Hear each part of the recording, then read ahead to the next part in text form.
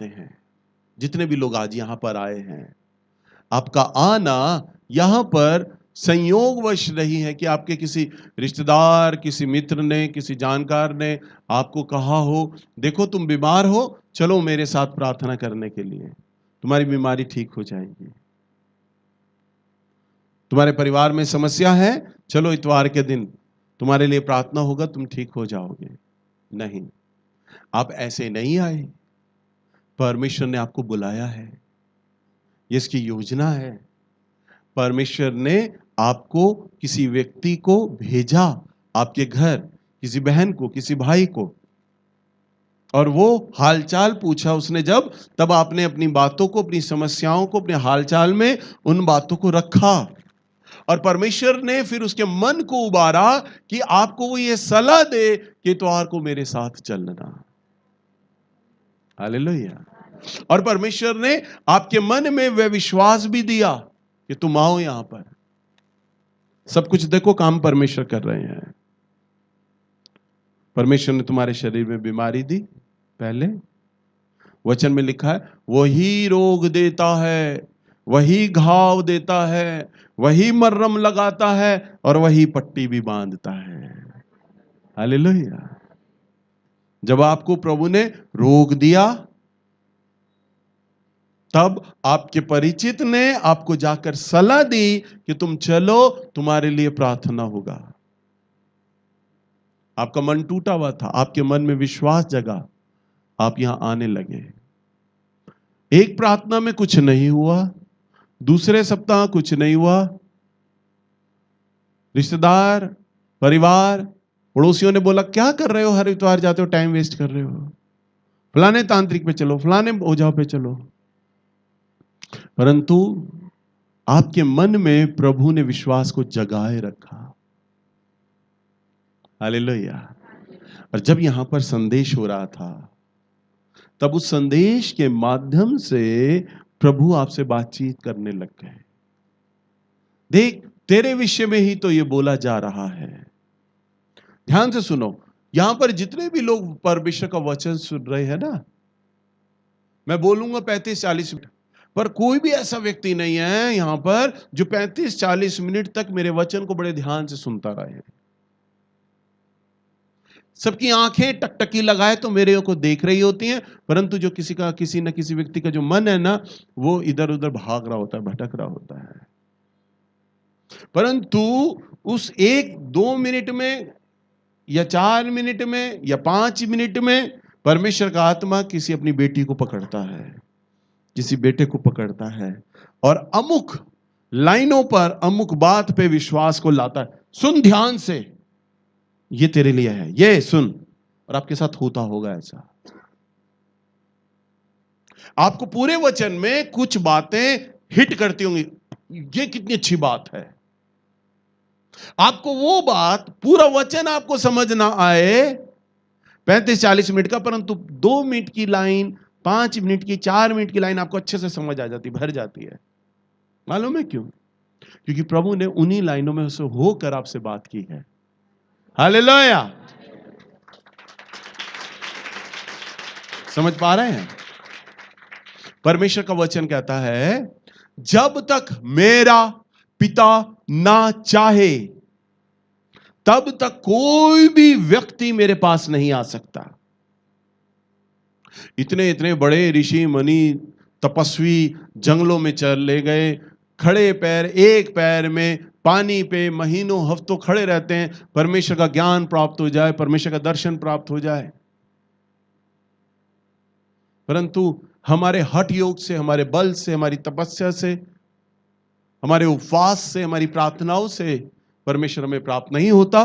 परमेश्वर यदि प्राप्त होता है ना, तो वह अपने अनुग्रह से प्राप्त होता है। हालेलुया। तभी तो उसे खुदा बोलते हैं। खुदा, खुदा का मतलब खुद आया, अपने आप को उसने जाहिर किया, अपने आप को उसने प्रकट किया, तभी उसका नाम खुदाया से खुदा है, क्योंकि उसने अपने आप को प्रकट किया है। वो प्रकट करता है अपने आप को, उसने अपने बेटे बेटियों पर अपने आप को जाहिर करता है। मैंने कोई जाके तपस्याएं नहीं करी, मैंने उपवास नहीं करे, ये तो परमेश्वर का मुझ पर अनुग्रह प्राप्त हुआ है। हालेलुया। उसने अपने आप को मुझ पर जाहिर किया कि जाकर मेरे बारे में मेरे बेटे बेटियों को जाकर मेरा वचन सिखा और बता। हालेलुया। प्रभु आपको प्रकट करता है अपने आप को, आपकी बीमारी के विषय में, आपकी समस्या के विषय में, आपकी चिंता के विषय में, आपके धन के अभाव के विषय में। जब आप वचन सुन रहे होते हैं ना, वो 1-2 मिनट, वो 5 मिनट, प्रभु आपसे कहता, बेटी ध्यान से सुन, ये मैं बोल रहा हूं तुझसे। मेरे बेटे ध्यान से सुन, यही तो मैं हूं जो तुझसे इस समय बात कर रहा हूं। और आपको वो लाइन एकदम हिट होती है, ओ ये मेरे लिए तो बोला जा रहा है, मेरे में तो यही तो सवाल थे, अभी गली में जब हम थे तो यही तो बात कर रहे थे। और भैया जी अब इस समय जो बोल रहे हैं ना वचन में, यही तो हमें उत्तर मिल रहा है। हालेलुया।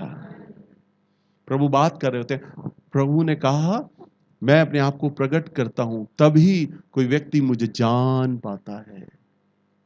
आप सोचो, आपका पूरा परिवार प्रभु को क्यों नहीं जान पा रहा? सोचा? आपके रिश्तेदार क्यों नहीं जान पा रहे? सोचा? क्यों आपकी बिरादरी प्रभु को नहीं जान पा रही? सोचा? आपके गली मोहल्ले के लोग क्यों नहीं जान पा रहे? सोचा?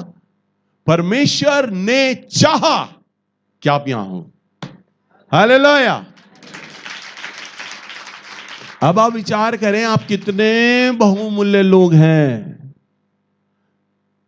कितने, जिसमें से परमेश्वर ने आपको चुना है कि अपने आप को प्रकट करे, कि अपने आप को क्या करे। और ये बात भी जान लेना, तुम जितने भी लोग यहां पर बैठे हो ना, सब दूसरों की नजरों में मेंटली रिटायर्ड हो। जितनी भी बहनें बैठी हैं उनके पति सब बोलते होंगे, कोई पति है यहां पर बैठा हुआ? बाद में मिलना। पति बोलते होंगे तेरे में तो अकल ही नहीं है। ससुर बोलता होगा इस बहू में अकल नहीं है। हालेलुया। इन भाई लोगों को जब नौकरी पे जाते होंगे बॉस लोग झाड़ते होंगे, बेवकूफ आदमी है, दुनिया अकल ही नहीं है इसमें। गली मोहल्ले के लोग बोलते होंगे ये कुछ कर ही नहीं सकता। परिवार के लोग बोलते होंगे कुछ कर ही नहीं सकता, है ना? बोलते होंगे आप सबको। तभी तो प्रभु ऐसे लोगों को उठा उठा के लाता है। परमेश्वर का चुनने का तरीका ही ऐसा है। हालेलुया। एक बार पता है क्या, हम बजा लो ताली अपने लिए। एक बार परमेश्वर का एक दास था, उसका नाम गिदौन था। क्या नाम था? और मिद्यानियों साथ लड़ाई हो रही थी, तब परमेश्वर ने उसे चुना और परमेश्वर ने कहा कि हे शूरवीर योद्धा तू जा, मैं तेरे साथ हूं। और वो कहता है प्रभु तू मुझे शूरवीर क्यों कहता है, तू मुझे योद्धा क्यों कहता है? मैं तो अपने परिवार में सबसे गरीब हूं, कमजोर हूं, लाचार हूं, निकम्मा हूं। प्रभु क्या कहता है? शूरवीर योद्धा। और वो कहता है क्या? मैं अपने परिवार में सबसे कमजोर हूं, छोटा हूं, गरीब हूं, लाचार हूं। हमारा परिवार कुल में सबसे गरीब है, कमजोर है। वो कहता नहीं, तू अपनी इसी शक्ति से जा।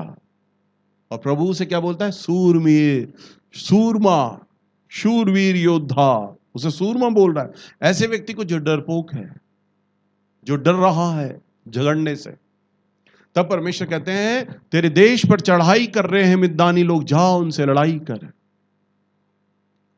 और अपने लिए सेना तैयार कर। तो वो सारे सैनिकों को चुनता है। अब कोई व्यक्ति जब सेना को चुनेगा तो क्या चुनेगा? कैसी सेना को चुनेगा बताओ? लड़ने के लिए भाई जो लंबे चौड़े होंगे।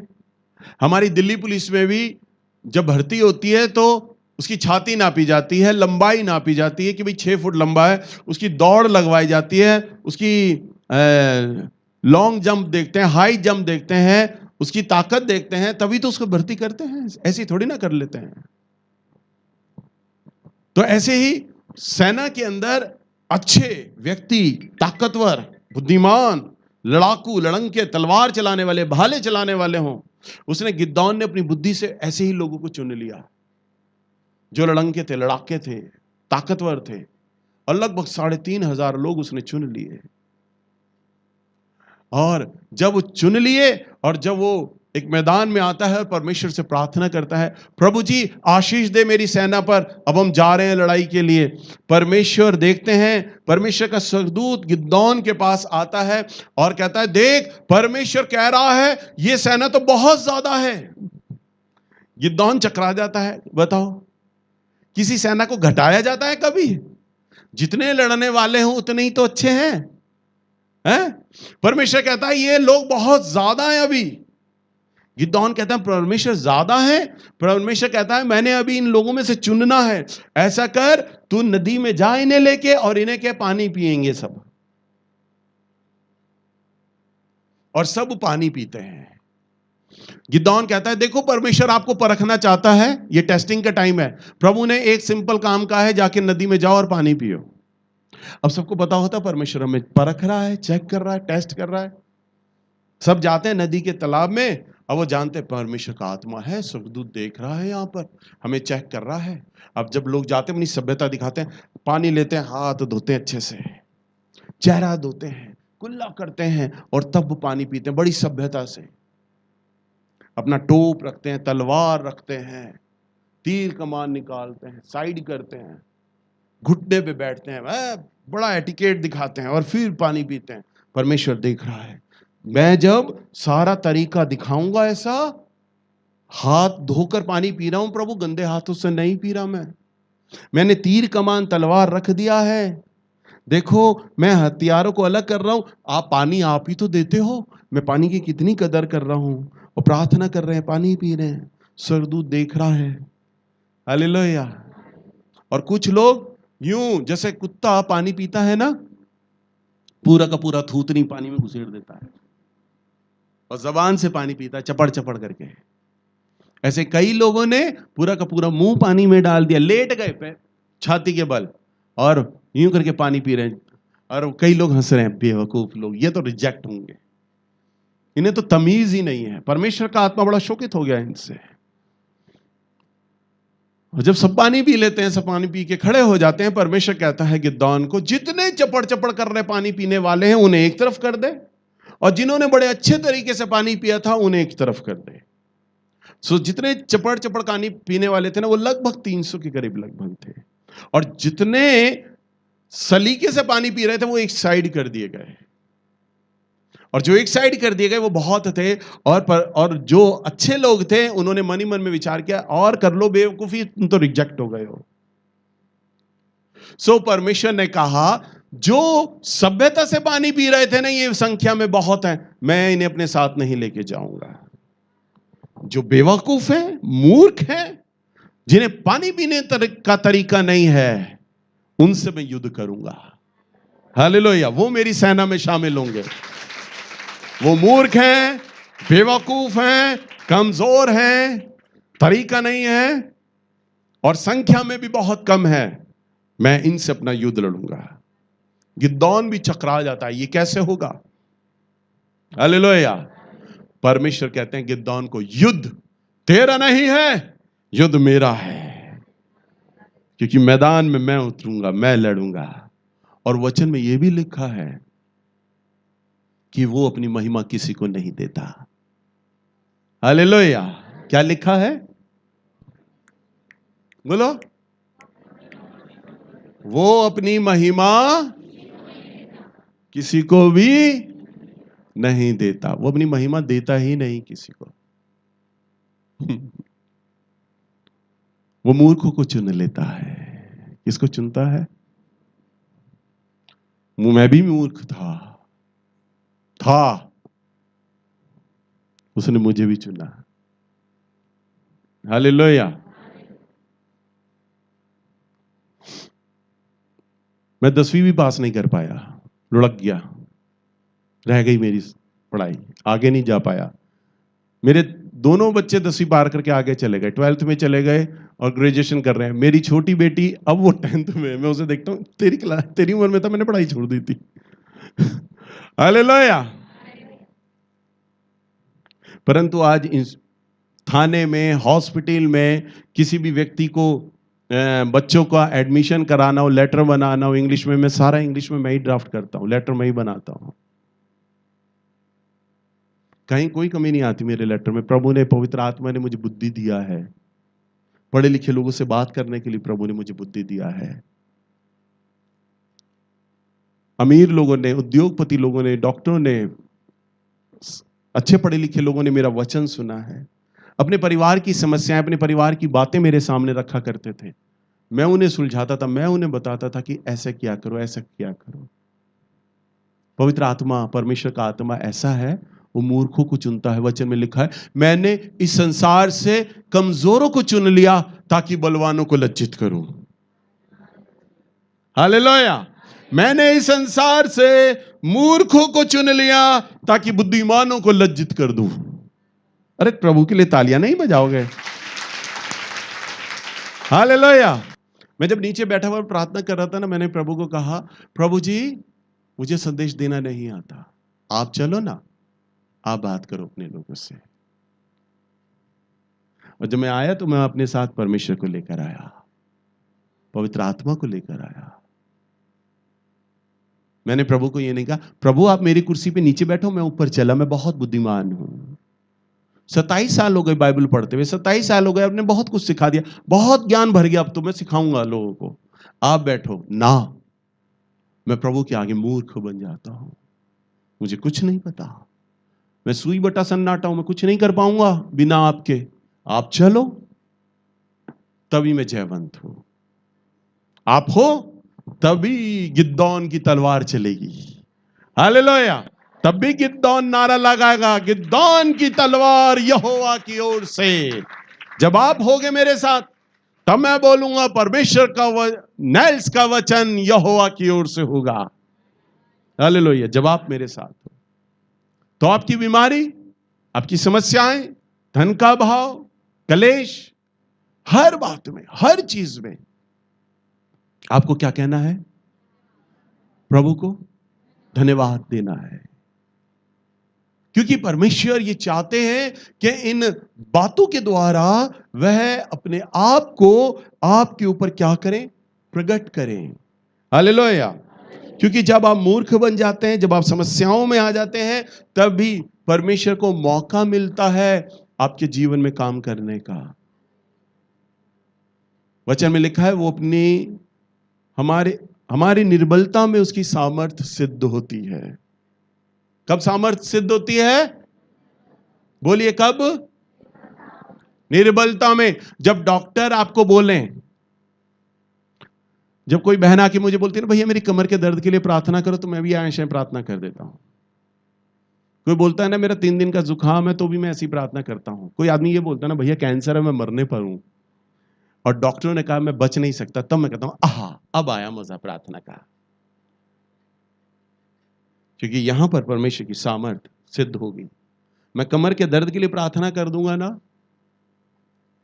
तो प्रार्थना तो हो जाएगी, परंतु ये कहेगा और सुबह मैंने मूव लगाई थी ना, अब मूव का असर अब हो गया शुरू। सुबह मैंने दर्द की गोली खा ली थी ना, तो 3 घंटे बाद दर्द की गोली ने तो असर दिखाना ही दिखाना था, प्रार्थना में क्या हुआ? नहीं। और परमेश्वर क्या कहते हैं? मैं अपनी महिमा किसी को नहीं देता। प्रभु को काम करने में तब मजा आता है जब डॉक्टर हाथ खड़े कर दें, जब विज्ञान हाथ खड़ा कर दे। अब हम कुछ नहीं कर सकते, परमेश्वर कहता है अब मैं काम करूंगा। तब जब ये रोगी बचेगा ना, तो इसकी बिरादरी, इसके रिश्तेदार ये जान लेंगे कि यहोवा परमेश्वर ने ही इसे ठीक किया है, डॉक्टर इसे ठीक नहीं कर पाए। हालेलुया। तभी तो उसने जो युद्ध लड़ा था चपड़ चपड़ वालों को चुनकर लड़ा था, क्योंकि वो ये हर जगह साबित करता है परमेश्वर जो ये काम हो रहा है ना, वो मेरे द्वारा हो रहा है, मैं ही कर रहा हूं। और जितनी जल्दी ये लेसन, ये पाठ आप सीख लेंगे, आपके परिवार से समस्या चली जाएगी। जब तक ये लेसन नहीं सीखोगे, समस्या का रूप चेहरा बदलता रहेगा, आपके जीवन में समस्या आती रहेगी। और जिस दिन आप ये लेसन अच्छे से जान लोगे, समझ लोगे, हर बात में, हर चीज में मेरा स्रोत परमेश्वर है। बीमारी हो रही है, कोई बात नहीं, परमेश्वर जानते हैं। अगर रोगी किया है, घाव दिया है, तो मरहम भी तो वही लगाएंगे, पट्टी भी तो वही बांधेंगे और चंगा भी तो वही करेंगे। हालेलुया। अगर मैं रोगी हूं तो कोई बात नहीं, परमेश्वर जानते हैं। अगर पैसा नहीं है कोई बात नहीं, संभव है प्रभु मुझे कुछ सिखा रहे होंगे। हालेलुया। इस लॉकडाउन में 8 महीने में नौकरी पे नहीं जा सका, परंतु मैं भूखा नहीं मरा। मेरे रिश्तेदार कहते हैं कि उन्हें एक दिन खाना नहीं बना पाए, 2 दिन खाना नहीं बना पाए, परंतु मेरे घर में कभी भी रसोई ठंडी नहीं हुई, बुझी नहीं। इसका मतलब है परमेश्वर काम कर रहे हैं। हालेलुया। इस महामारी के दौर में, इस लॉकडाउन में भी परमेश्वर ने आपको भूखा मरने दिया? नौकरी नहीं थी, नौकरी पे जा नहीं पा रहे थे, तनख्वाह आपके पास आ नहीं पा रही थी, मकान का किराया मिल नहीं पा रहा था, हो नहीं पा रहा था, परंतु प्रभु आपके सारे खर्चे पूरे कर रहा था। प्रभु के वचन में लिखा है, आकाश के पक्षियों को देखो, ना वो बोते हैं ना काटते हैं, तो भी तुम्हारा स्वर्गीय पिता उन्हें खिलाता है, और तुम तो आकाश के पक्षियों से कहीं बढ़कर हो। हालेलुया। इस लॉकडाउन में ही उसके आश्चर्य कर्म को देख लो। इस लॉकडाउन के अंदर परमेश्वर ने मुझे इतना आशीषित किया, मेरे परिवार को इतना आशीषित किया। सुने सब लोग ध्यान से, बड़े बड़े व्यापारियों के, बड़े बड़े धनाढ्यों के काम बंद होते हैं। प्रभु कहता है जो मेरे डरवैये होंगे उन्हें किसी भली वस्तु की घटी ना होगी। जो मेरे डरवैये होंगे उनके दाहिने हाथ 1000 और 10,000 गिनेंगे तो भी उन्हें कुछ हानि ना होगी। टीवी पर मैं न्यूज देखा करता था, लाखों लाख लोग दिहाड़ी मजदूर सड़कों पे जा रहे हैं। जब न्यूज आती थी 2 दिन का भूखा मजदूर है जा रहा है, 3 दिन का भूखा मजदूर है जा रहा है, मेरे मन में पीड़ा हुई, इन्हें भोजन खिलाना चाहिए। मैंने परमेश्वर के सामने प्रार्थना किया, मैंने कहा प्रभु जी मैं चाहता हूं कि मैं इन्हें भोजन खिलाऊं। परंतु सवाल यह था 10-20 लोगों को भोजन खिलाने से, 50 लोगों को भोजन खिलाने से क्या होगा? कम से कम 500-1000 लोगों को तो भोजन खिलाया जाए। और 500-1000 लोगों का भोजन आपको पता है हजारों में जाता है। टेंट का बिल, राशन का बिल, हलवाई का बिल जाता है प्रतिदिन। मेरे मन में था रोज डेली होना चाहिए प्रभु जी। मैंने अपने बेटे शारोन को कहा, मानसी को कहा, मैंने कहा प्रभु से पूछो प्रभु क्या कहते हैं इस विषय में। परमेश्वर ने उन दोनों के द्वारा उनसे यह बोला, मेरा दास जो विचार करता है वो अच्छा कर रहा है, सोच रहा है, मैं उसके साथ हूं, करे वो। मानसी ने मुझे बोला कि मैं देख रही हूं पापा कि आप जब हाथ बढ़ाओगे आपको देने के लिए बहुत से लोग आ जाएंगे, आप करो। तब मैंने अपना पैसा लगाया, अपने प्रचारकों से मैंने पैसा लगाया। पहले दिन का मैंने राशन बंटवाया, लगभग 1100-1200 लोगों का पहले दिन खाना बना, हलवाई ने खाना बंटाया। हमारे कई चर्च के लड़के लड़कियां आते थे, नीचे खाना बना तैयार करते थे, हलवाई के साथ बैठ के खाना बनाते, और फिर खाना बांटने के लिए हमारे लड़के लड़कियां जाते थे, 12-15 लोग, इनके साथ पुलिस जाती थी खाना बांटने के लिए। खाना बांट रहे हैं, वीडियो बना रहे हैं, वीडियो आप लोगों ने देखा होगा। राशन के टाइम में खाने की कमी है, परंतु परमेश्वर ने हमें दिया। पहले दिन का राशन हो गया, जैसे ही शाम होने लगी परमेश्वर ने मुझे फिर दोबारा इतना धन दे दिया कि मैं अगले समय का खाना बना सकूं। मैंने अगले समय का भी खाना बनवाया इतने ही लोगों का। फिर हमारे बच्चे बांट के आए फिर परमेश्वर ने मुझे अगले दिन खत्म होने से पहले पहले मुझे फिर पैसा दे दिया। लोग मुझे, मेरे जानकार, मेरे विश्वासी लोग मुझे बैंक में मेरे पैसा डालने लग गए। एक पास्टर साहब जो ये हैं, जिनकी अनुग्रह की किताब, ये अमेरिका में रहते थे, इन्होंने फेसबुक पे देखा मेरा वीडियो, इन्होंने कहा कि भैया मैं दिल्ली के अकाउंट से आपको पैसा भेज रहा हूं। इन्होंने मुझे दिल्ली के अकाउंट से 2 दिन के खाने का पैसा मुझे भेजा। हालेलुया। मैंने वो खाना बनवाना शुरू कर दिया, प्रभु मुझे पैसा देते गए। फिर धीरे धीरे दिहाड़ी मजदूर हमने चैनलों पे देखा खत्म हो गए। हमारे लड़के लड़कियां जाते थे, फिर हमने 500 लोगों का खाना बना दिया, क्योंकि खाना वेस्ट होने लग गया, इतने लोग नहीं मिलते थे। सुबह के निकल जाते थे, देर रात तक, शाम तक ये खाना बांटते रहते थे। दिहाड़ी मजदूर दिखते नहीं थे, फिर ये भूखे लोगों को, गरीब लोगों को जाकर झोपड़पट्टी में जाकर ये खाना बांटते थे। धीरे धीरे मजदूर खत्म हो गए।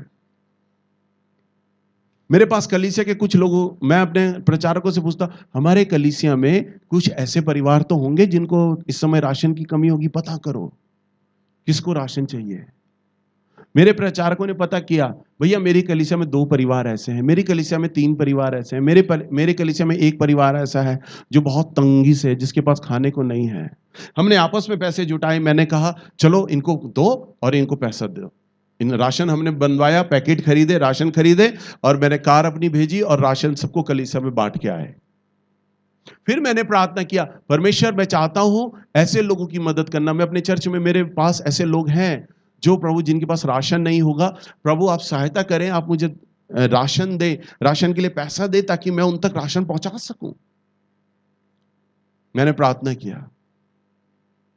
अगले दिन परवीन का फोन मेरे पास आता है, कहता भैया हमारे चर्च में एक लड़की आती है। मैंने कहा अच्छा बेटा। कह रहे वो लड़की किसी एमएलए से मिली हुई है और उसका फोन आया है कि भैया ये जो राशन बांट रहे हैं ना, एक एमएलए है, भैया को राशन देना चाहता है, तो भैया कितना राशन चाहिए होगा। मैंने बोल दिया सरसरी तौर पे, मैंने कहा बोल देना 50 पैकेट भिजवा दे, 50 कट्टे आ जाए, मैं भिजवा दूंगा अपने कलीसिया में लोगों को। बस अगली सुबह इको गाड़ी पूरी 50 कट्टे के राशन की भर के आई मेरे घर में। मेरा घर पूरा का पूरा 50 कट्टे के राशन से, जिसमें आटा, तेल, चीनी, पीनी सब था। हालेलुया। मेरा घर 50 कट्टे से भरा हुआ। मैंने अपने प्रचारकों को फोन किए, बेटा कलीसिया में पता करो किस किस के घर में राशन नहीं है, मेरे पास राशन बहुत आ गया है, हमने राशन बांटना है। हालेलुया। तब मेरे प्रचारकों ने पता किए कि किन के घर में राशन नहीं है, उनको राशन बांटे गए, उनको राशन दिए गए। हालेलुया। मालूम है ये कब होता है? जब आप हर बात में उसको अपना स्रोत मान लेते हैं।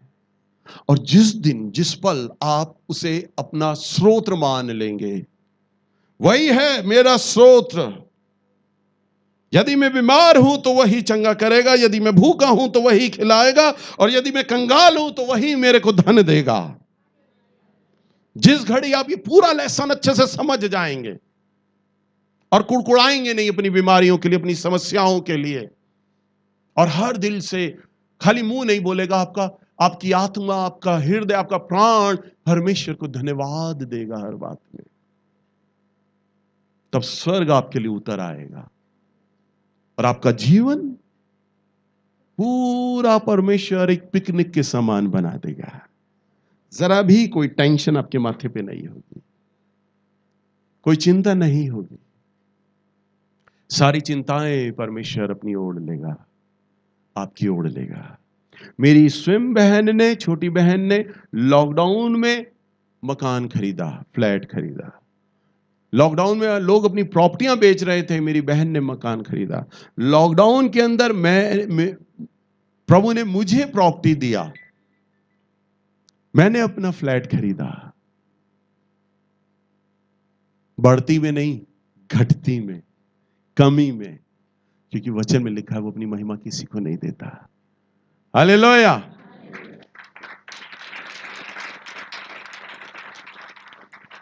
हमें रहते हुए आज 1 महीना हो गया है, बहुत अच्छे फ्लैट में रह रहे हैं, प्रभु ने बहुत सुंदर बना के दिया है। परंतु जब मैं सुबह उठता हूं और जब दिन में चलता हूं, अपने घर में रहता हूं, मुझे आज भी विश्वास नहीं होता मैं इतने सुंदर मकान में आ गया। मुझे लगता है अभी कॉल बेल दबेगी, मकान मालिक आएगा, लाओ जी किराया दे दो। क्योंकि इतने सालों से किराया देते आ रहे थे ना, तो आदत में वही था। हालेलुया। विश्वास ही नहीं है, ये जमीन हमारी हो गई, ये मकान हमारा हो चुका है क्या? प्रभु ने कमी घटी में से दे दिया। जब दुनिया के काम धंधे थे बंद, तब परमेश्वर ने दिया। दुनिया के काम धंधे बंद थे, हमने रोज सैकड़ों लोगों को खाना खिलाया। दुनिया के काम धंधे बंद थे, तब परमेश्वर ने मेरी कलीसिया के लिए अनाज दिया। दुनिया के काम धंधे बंद थे, तब परमेश्वर ने हमारी संपत्ति खरीदने के लिए हमें पैसा दिया। क्योंकि मुझे कहते हुए अच्छा नहीं लगता, हमने ये पाठ सीखा है कि हमारा स्रोत वही है, वही परमेश्वर है।